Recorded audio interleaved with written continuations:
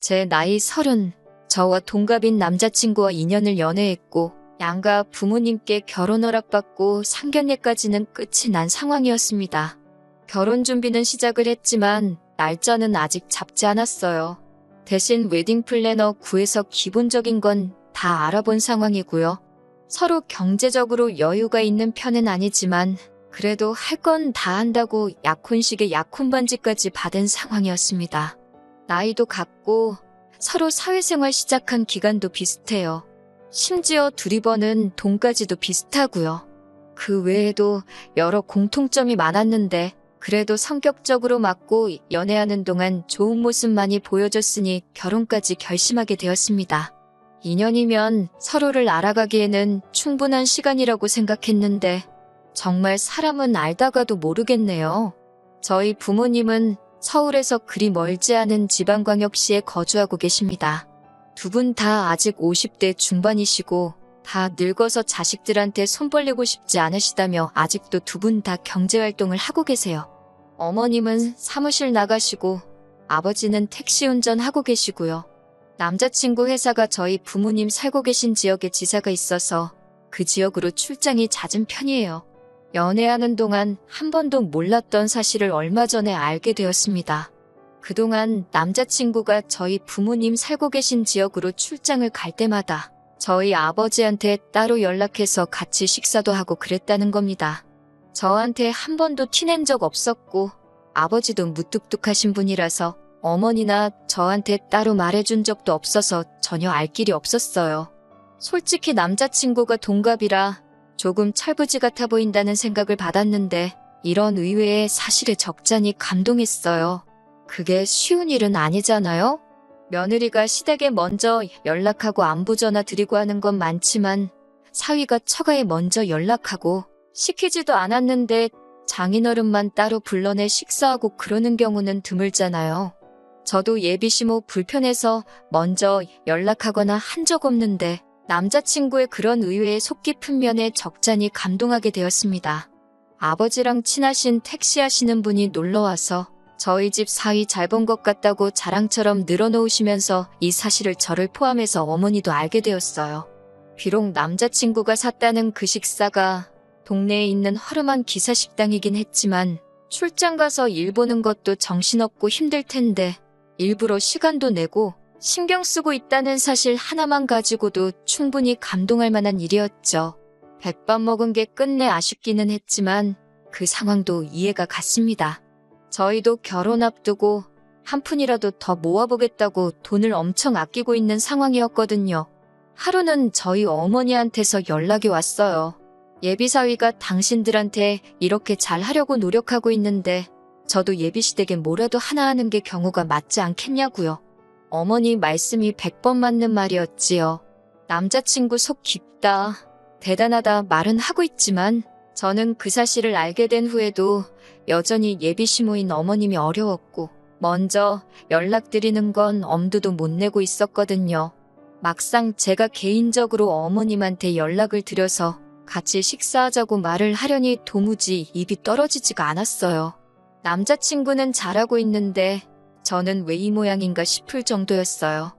해도 도무지 어머님하고 같이 식사하고 싶다는 말이 나오지 않으니 남자친구를 만났을 때 저한테 대신 전해달라는 식으로 부탁을 하게 되었습니다. 남자친구는 갑자기 어머니랑 식사는 왜 하려고 하느냐며 놀라더라고요. 그래서 제가 남자친구가 출장 갈 때마다 아버지 만나 식사하고 연락드리고 하는 거 다 알고 있다고. 고마워서 보답을 하고 싶은데 도무지 내가 먼저 연락드리기는 어려우니 대신 좀 부탁한다고 말을 꺼냈지요. 그런데 남자친구는 다른 것보다 표정에 당황한 기색이 역력했어요. 저한테 아버님이 자기랑 식사하고 있다는 사실을 먼저 말을 하셨느냐고 질문부터 하더라고요. 그건 아니고 어쩌다 알게 되었다 알려줬습니다. 그런데 왜 저러나 싶더라고요. 칭찬받은 일에 당황을 하고 있으니 말입니다. 그냥 그게 멋졌고 부끄러워서 그러는 건가 싶었어요. 그런데 남자친구는 마치 저한테 확인이라도 받으려는 듯 아버지가 따로 말한 건 없었느냐며 계속해서 물어왔어요. 왜 저러는가 싶었는데 그때는 남자친구가 제가 어머님과 단둘이 만나는 게 불편한가 하는 생각이 들었습니다. 혹시 불편해서 그러는 거냐? 그러면 어머님하고 식사는 따로 안 하겠다 그렇게 말을 했더니 남자친구는 제 반응을 살피면서 그런 건 아니고 하면서 말끝을 흐렸습니다.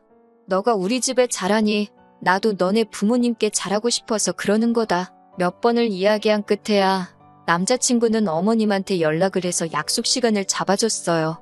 이후 제가 어머님하고 만났을 때 어머님이 아주 보통이 아닌 분이라는 걸 느꼈거든요. 그래서 남자친구가 이때 저한테 어머님을 결혼 전에 겪어보게 하고 싶지 않아서 그랬던 거라고 생각을 했습니다.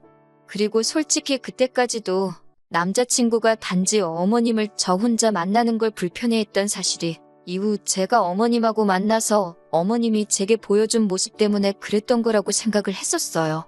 아직 예비 시모인 어머님을 제대로 겪어본 적은 없었거든요. 어머님하고 식사한 날에 이게 맞나 하는 생각까지 들 정도로 그 자리는 저한테 조금 충격적으로 다가왔습니다. 식사를 하기로 한 날에 어머님과 만나기로 한 강남역 근처에 있는 카페로 갔어요. 시간 약속 잘 지키는 사람이란 걸 보여드리기 위해 약속 시간보다 20분 먼저 장소에 도착했거든요. 그런데 어머님은 약속 장소에 1시간이 지나서야 도착을 했습니다. 둘이서 만나는 걸로 알고 있었는데 저한테는 사전에 말도 없이 예비 신우들을 데리고 오셨습니다. 남자친구랑은 터울이 좀 있고 둘이서는 연년생으로 대학생이에요. 연애하면서 남자친구가 동생 이야기는 거의 하지 않았고 실제로 봤을 때도 낯을 가리는 건지 오빠가 어려운 건지 거리두고 있어서 그냥 안 친한가 보다 생각을 했었거든요. 그런데 말도 없이 예비 신우 둘을 끌고 오니 조금 당황스럽기도 했습니다. 지각한 건 생각도 나지 않았어요. 어머님도 혹시 며느리 되는 내가 불편해서 그랬겠지 하고 깊게 생각하지 않으려 했습니다. 어머님께서도 오래 기다렸느냐면서 저한테 곧장 미안하다는 말을 하셨고요. 늦은 이유가 예비 신우들이 저 만난다고 예쁘게 꾸미고 오느라고 화장 고치고 옷 갈아입고 하다 보니까 생각보다 시간이 더 걸렸다고 하시더군요. 신우들 철없는 게 어머님 잘못은 아니니 그냥 그러려니 하고 말았어요. 식사를 하기로 미리 정해져 있던 거였으니 저도 시간 맞춰 나온다고 점심 식사를 따로 하지 않고 나왔습니다. 원래는 어머님하고 어색한 것도 있고 좀 친해져 볼 요량으로 대화 좀 하다 가려고 카페에서 선약을 잡았던 거거든요. 그런데 시간이 너무나 늦어버렸으니 그냥 곧바로 식사하러 가시겠냐고 물어봤지요. 그런데 어머님은 예비 신우들과 집에서 식사를 대충 하고 나오셨다는 거예요. 같이 식사하기로 한 약속이었는데 벌써 밥을 드시고 오셨다니 무슨 생각으로 그러셨나 했는데 제가 밥을 산다고 해서 예비 신우들이 괜찮은 곳을 알고 있다며 뭐 먹을지를 정해서 예약을 해놓았다고 하더라고요. 지금은 가봐야 브레이크 타임이라 열지도 않았을 거고 2시간은 더 기다려야 하니 그냥 딴 데 가지 말고 여기서 있다가 시간 되면 일어나서 가자고 하더라고요. 일정을 마음대로 하실 거였으면 애초에 저한테 미리 말해줬으면 좋았겠다 싶은 생각도 들었어요. 보아하니 식사 시간까지 한참 남았으니 일부러 천천히 준비해서 약속된 시간보다 늦게 나온 게 아닐까 하는 생각도 들더라고요. 예약 시간 기다리면서 카페에서 보낸 2시간은 정말이지 최악이었습니다. 빈속으로 저녁 시간 될 때까지 버티는 것도 고역이었지만 그래도 카페다 보니 간단한 음료수나 요깃거리가 있어서 버티는데 어려운 점은 없었어요. 그런데 저는 마치 꺼다 놓은 보릿자루, 그 이상도 그 이하도 아니더라고요. 어머님은 예비 신우들하고 수다 떠느라고 저는 신경도 쓰지 않고 있었어요.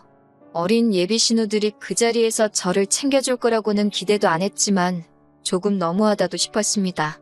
일부러 제가 모르는 이야기만 골라서 하는 건지는 모르겠는데 그렇다고 예비 시모 앞에서 핸드폰 꺼내서 딴짓하고 있기도 그렇고 예비 신우들 대화에 끼려고 하니 도통 무슨 주제로 대화를 하는지도 모르겠고 아는 거 하나 나와서 아는 척이라도 하면 예비 신우들은 아직도 낯을 가리는 건지 그 주제로는 더 이상 대화를 하지 않고 그대로 대화가 뚝 끊겨버리고 거기까지야 물과 기름처럼 섞일 수 없다는 신우와 며느리의 숙명이라 생각하고 그냥 넘어갈 수 있었지요. 어머님도 며느리랑 둘이 있으면 부담스럽고 불편할 테니 딸들 데리고 나왔겠거니 싶었고요. 아무튼 그런 고행의 시간도 지나게 되어 드디어 식사를 위해 예비 신우들이 예약해뒀다는 장소로 자리를 옮기게 되었습니다. 그런데 식사 장소라고 도착한 곳이 강남에 있는 고급 오마카세 일식집이었어요. 가격을 보니 웃음도 안 나오더군요. 1인당 24만 원이라는 말도 안 되는 가격이었습니다. 이런 좋은 곳 와서 술이 빠지면 쓰냐고 술 한 병까지 추가하는 바람에 계산할 때 보니 110만 원이라는 거금을 내게 되었어요. 돈값을 하기는 했어요. 정말 잘 나오긴 하더라고요. 남자친구한테 청혼받으면서도 이렇게 비싼 밥을 먹어본 적은 없습니다. 어차피 제가 사기로 했던 거 눈물을 머금고 계산을 하기는 했지만 그래도 제 한 달 생활비보다 큰 돈을 음식점에서 계산을 하게 될 거라고는 상상도 하지 못했어요. 예비 신우 2명은 음식 나올 때마다 소리를 빽빽 지르면서 음식을 입으로 넣지는 않고 핸드폰 사진 안에 담는다고 이 각도에서 사진 찍고 저 각도에서 사진 찍고 난리도 아니더라고요. 비싼 가격답게 한 타임에 가게 안으로 10명 이상 들어올 수 없는 곳이긴 했는데 그래도 다른 손님들도 있는데 자기들끼리 신나서 다른 사람들이 눈치 주는 게 제가 다 느껴질 정도였네요. 좋은 마음으로 만든 자리였고 남자친구가 아버지한테 했던 걸 보답하기 위해 마련한 자리였지만 당장 남자친구는 아버지 식사 대접한다고 기사식당 데려갔던 것 치고는 조금 과했던 게 아닌가 생각이 들었습니다. 만약에 어머님만 나오셨었더라면 이 돈을 내는 게 그렇게 아깝다거나 이 상황이 뭔가 싶거나 하지는 않았을 거예요. 집에 돌아와서 저희 어머니한테 그날 있었던 일을 말했더니 어머니도 놀라서 말을 잇지 못하시더라고요. 어떻게 그냥 마음속에 참을인자 새기면서 넘어가 볼까 했는데 혹시나 아무 말도 안 했다간 이게 처음이 아니게 될 수도 있겠구나 하는 생각이 들었습니다. 그래서 남자친구한테 전화를 했어요. 혹시 어머님이 동생들도 같이 데리고 나간다는 말을 했느냐, 내가 100만 원 넘게 쓰게 되는 거 이미 알고 있었느냐고 물었죠. 남자친구는 알고 있었다고 하더라고요. 자기가 제 가족에게 잘하는 것만큼 저도 자기 가족한테 잘하고 싶다고 하지 않았느냐면서 먼저 말 꺼내놓고 이제 와서 싫은 소리 하는 게 맞냐고 되려 저한테 되물었어요. 좋은 마음으로 시작한 일인데 이게 오히려 싸움의 원인을 제공할 줄은 몰랐습니다. 하지만 그래도 짚고 넘어가야 할 건 짚고 넘어가는 게 맞다는 생각이 들었어요. 다른 건 몰라도 너네 동생들이 남의 돈 쓰는 거 너무 쉽게 생각하는 거 아니냐고. 따지고 보면 어차피 결혼해서 한 가족이 될 테니 자기 오빠 돈이나 마찬가지인데 그깟 사진 몇 장 찍어서 주변에 자랑하려고 우리 형편에 한 끼에 100만 원씩 하는 밥 먹으러 가는 게 옳은 행동이냐고요. 남자친구는 아무 대답도 못하다가 기어이 만능 치트키를 쓰더군요. 너 지금 우리 엄마한테 돈 쓴 게 아까워서 그러는 거냐고요. 제가 돈 몇 푼에 치사하게 구는 사람으로 만드는 거였어요. 좋은 마음으로 한 거면 그냥 좋게 끝내면 되지. 돈까지 다 내고 나서 그러는 건 또 뭐냐고 저를 쪼잔한 사람으로 만들더라고요. 당장 자기도 출장 가서 식비 나오는 거 편의점 도시락으로 때우고 돈을 남겨올 수도 있고 아니면 먹고 싶은 거 사 먹을 수도 있는데 자기는 그거 저희 아버지한테 쓴 게 하나도 아깝지 않았다고 하는 겁니다. 당연하겠지요. 백반 한 끼 둘이서 먹는다고 해봐야 저희 부모님 사는 지역에서 아무리 비싸도 10,000원이면 해결하거든요. 나도 니네 가족들한테 밥 사준다고 하고 꼴랑 10,000원 쓰고 나오면 이딴 소리 안 나왔다는 말이 턱끝까지 차올랐는데 남자친구 말 맞다나 좋은 마음으로 시작한 건데 그걸 가지고 돈이 아깝네 하면서 싸우면 괜히 사이만 더 나빠지는 게 아닌가 싶어서 그냥 참았습니다. 하지만 속으로 더는 먼저 제가 뭐 해주겠다, 사주겠다는 말은 하지 말아야지 하는 결심을 했어요. 남자친구 가족들이 정도가 없는 사람들인 걸 뼈저리게 깨달았거든요. 그런데 차라리 이때 대판 싸우고 갈라졌으면 더 좋았겠다 싶을 정도로 큰 사건이 터지게 되었습니다. 아예 모르고 살았으면 싶을 정도로 엄청 더러운 사실이 숨어 있었어요. 그 일이 있는 뒤로 얼마 후에 남자친구가 또 출장이 잡히게 되었습니다. 솔직히 저는 아직 그날의 앙금이 다 가시지를 않아서 남자친구한테 이번에도 아버지랑 같이 식사할 거면 좀 괜찮은 걸로 대접해드리라고 부탁을 했지요. 그리고 남자친구가 출장을 떠난 날 궁금하기도 해서 아버지한테 전화를 한 통 드렸어요. 그런데 아버지가 기분이 엄청 좋아 보이시더라고요. 예비사위가 매운탕 사줬다면서 밥 잘 먹었다고 저한테 자랑을 하시더군요. 기분 좋아서 술도 한잔 하셨다고요. 평소에는 무뚝뚝하신데 낯설하시고 기분이 좋아서 신이 나 계시는데 좋은 거 사드리라는 게 고작 매운탕이라니 섭섭하기도 했지만 아버지가 저렇게 좋아하시니 그냥 좋게 생각하기로 했습니다. 아버지는 덕분에 예비사위랑 낮술도 하고 좋으시다며 신이 나셨고 그 와중에 사위 고생한다며 매운탕 얻어드시고는 용돈하라고 20만 원을 줬다고 하시는 거예요. 20만 원이면 아버지가 하루 종일 일하셔도 못 버는 돈인데 그래도 예비사위가 나이 젊은 것 치고 속이 참 깊은 사람이라며 딸 덕분에 아주 훌륭한 사위 본다고 동네방네 자랑해야겠다 좋아하시더라고요. 왠지 그 말을 듣는데 마음이 다 아팠어요. 그런데 그날 새벽에 낮에 그 통화가 거짓말처럼 느껴질 정도로 모든 게 다 뒤집어져 버렸습니다. 아버지가 분노 가득한 목소리로 전화가 왔어요. 결혼이고 회사고 다 필요 없으니까 당장 집으로 내려오라 호통을 치고 전화를 끊으시더군요. 보통은 저렇게까지 화를 내시는 일이 거의 없어요. 무슨 일이 있나 하고 어머니한테 전화를 드렸는데 어머니도 네가 직접 와보면 알 거라고만 하시고 별말이 없으시길래 무슨 일이 나도 큰일이 났구나 싶어서 부랴부랴 택시 잡아서 부모님 댁으로 향했습니다. 집에 도착하니 남자친구가 저희 부모님 앞에 무릎을 꿇고서는 잘못했다고 빌고 있더라고요. 이게 다 무슨 일이냐고 부모님한테 왜 쟤는 여기 와서 무릎 꿇고 빌고 있는 거냐 물어봤더니 궁금하면 직접 물어보라고 하시길래 남자친구한테 말해보라고 했습니다. 입이 10개가 있어도 모자란지 제 질문에 대답은 못하고 죄송하다, 미안하다, 사과만 연신하고 있더라고요. 결국 어머니께서 이게 무슨 상황인지 다 설명해 주시는데 어머니 설명 다 듣고 나서 그 길로 남자친구 머리채를 낚아채서 죄다 뜯어버리고 바닥에 패대기 쳐버렸습니다. 아버지가 그날 낮술도 하시고 남자친구 용돈하라고 큰 돈도 줬으니 낮에 일도 못하고 돈도 못 벌어서 평소에는 잘 안 하시는 야간 영업을 나가신 거예요. 그렇게 번화가에서 손님을 하나 태우게 되었답니다. 젊은 커플이 술에 징하게도 취해서 혀는 다 꼬부라져서 반말 찍찍 내뱉으며 근처에 있는 숙박업소로 가라고 했다더라고요. 그런데 목소리가 익숙하고 위화감이 느껴져서 눈밀러로 승객을 쳐다봤더니 다른 놈이 아니라 남자친구였던 겁니다. 옆에 앉은 여자는 옷 입은 꼬라지를 보아하니 술집에 나가는 여자였다고 하고요.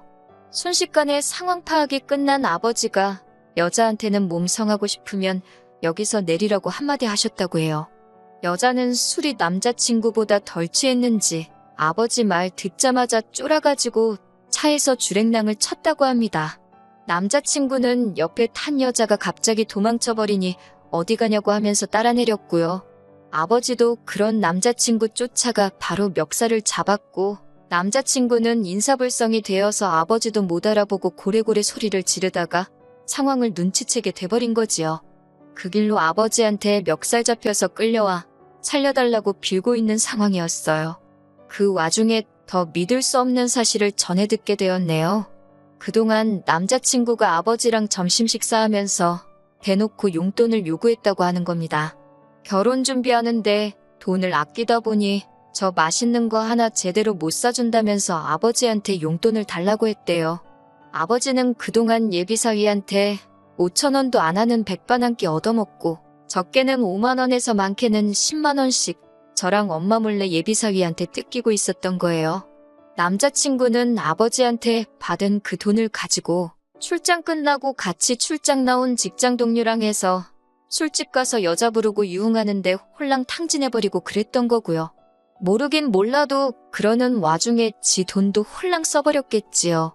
아버지는 그 와중에도 남자친구가 아버지한테 용돈 받은 거 체면 운운하면서 비밀로 좀 해달라고 했던 남자친구 부탁에 비밀 지켜주시며 끝까지 아무 말도 안 하고 계셨던 거였고 이렇게 뒤통수를 세게 맞았던 것이었죠.